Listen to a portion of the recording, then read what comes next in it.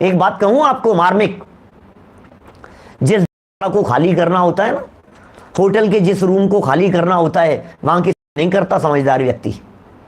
Feel करना जरा जब कभी होटल से होंगे, फील करना जरा जब कभी धर्मशाला खाली करके निकले होंगे। क्या चद्दर पड़ी है, बिस्तर पड़े हुए हैं, खींचे हुए हैं, चीज धुली है, गंदगी पड़ी है, संभाल कोई मतलब नहीं है, जो होगा तो होगा, अरे हम तो चले, अब दोबारा कौन आएगा इस कमरे में। आप सोचो जरा, फील करो उस चीज को। जिस जगह हमें आना नहीं है, जिस जगह से हम निकल गए हैं, आपकी फीलिंग होती है ना ऐसी। क्या घर से निकलते समय घर को इतना कभी फैलाते हो जितना आपका धर्मशाला का रूम आपके निकलने के बाद फैला रहता है? कितना फैला रहता है बतलाइए मुझे, कौन संभालता है? डब्बा पड़ा है, चद्दर उठा करके देखता है, गद्दा ऐसे फेंकता है, तकिया ऐसे खींच करके देखता है, कोई चीज रह नहीं, इसको उठा करके उधर पटक देता है, ऐसे फेंक देता है, कचरा पड़ा है तो ढोल देता है, गिरे बाद में हो जाएगी सफाई। हमें थोड़ी ना आना है इस कमरे के अंदर दोबारा। मैं आपसे कहना चाह रहा हूं, सोचो आप, जिस जगह पर हमने कुछ टाइम बिताया, जिस जगह पर सुबह 8 बजे की जगह 10 बजे, 10 बजे की जगह 11 बजे, यदि रूम क्लीन करने वाला नहीं आया हो तो आप रूम क्लीन करने वाले को 3 बार कॉल कर देते हो कि भैया आज रूम क्लीन नहीं हुआ, आज सफाई नहीं हुई रूम में, होटल के रूम में साफ सफाई करने नहीं आया आज। आप सोचिए, उसको खाली करते समय बेडशीट से जूते साफ करके चले आते हैं। दूध डुल जाता है तो परवाह नहीं है, चाय डुल जाती है तो परवाह नहीं है, गंदगी हो रही है तो परवाह नहीं है। क्यों, हम क्यों संभालें उसे? क्यों? क्योंकि हमें जाना है यहां से। अब मैं ये कह रहा हूं, वहां तो बड़े होशियार बने हो और इस देह को छोड़ करके, परिवार को छोड़ करके, संपत्ति को छोड़ करके जाने का समय आ गया है, विदाई का समय आ गया है, और तुम इनकी संभाल में मंदबुद्धि हो। क्या हो गया है? संलेखना की बात कर रहे हैं भाई साहब, समाधि मरण की बात कर रहे हैं। थोड़ा सा विचार करना एक बार।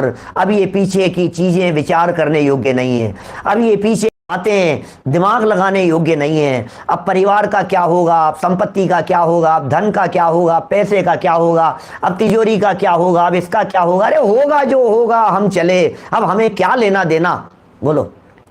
पीछे से यदि तुम्हें बुलाते भी रहेंगे ना तो तुम लौट करके कभी आना पसंद नहीं करोगे। इसका नाम संलेखना है। ऐसे परिणाम होने चाहिए अंत समय में। मैं क्यों करूं इसकी संभाल, बतलाइए। मैं क्यों करूं शरीर की संभाल, मैं क्यों करूं इधर उधर, क्यों उपयोग को लगाऊं? क्या आप धर्मशाला के रूम से, वहां से निकलते समय, होटल के रूम से निकलते समय वहां झाड़ू पोंछा लगाते हो खुद अपने हाथ से? नहीं लगाते हैं ना। छोड़ दो, जिनवाणी सिखा रही है, छोड़ दो विकल्प। आपका जैसा नेचर है उस नेचर को आपको फॉलो करने के लिए कह रहे हैं। बोलो, कुछ नहीं करना है। गड़बड़ ये है, हम तो समझ नहीं पा रहे हैं उस चीज को। जो कर रहे हैं, जो हमारी हैबिट में है, जो हमारी प्रैक्टिस में है, उसी चीज को तो फॉलो करना है।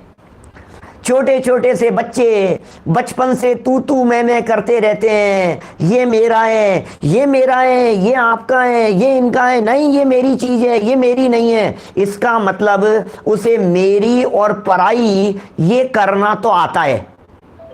क्या क्या आता है उसे? ये तो खूब आता है हमारे को, अपना पराया करना, ये तो हमें आता है। तो यही तो काम करना है वेद विज्ञान के लिए, और करना क्या है? बोलो। मोक्ष मार्ग प्रकट करने के लिए पिताजी साहब करना तो यही काम है, और क्या है? ये मेरा है और ये मेरा नहीं है, ये काम करना है। और तो पूरी जिंदगी हो गई ये मेरा है और ये मेरा नहीं है ये करते हुए। यही तो काम करना है।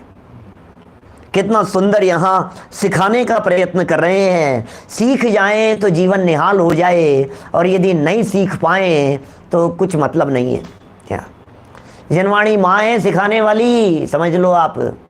माँ जो बात सिखा रही है, बच्चे उसे यदि गंभीरता से सीखें तो जीवन भर सुख शांति से रहेंगे। और यदि कमजोरी रह गई, समझ लीजिए आप, क्या यदि कमजोरी रह गई तो फिर गड़बड़ हो जाएगी। ये जनवाणी माँ हमारे को सिखा रही है।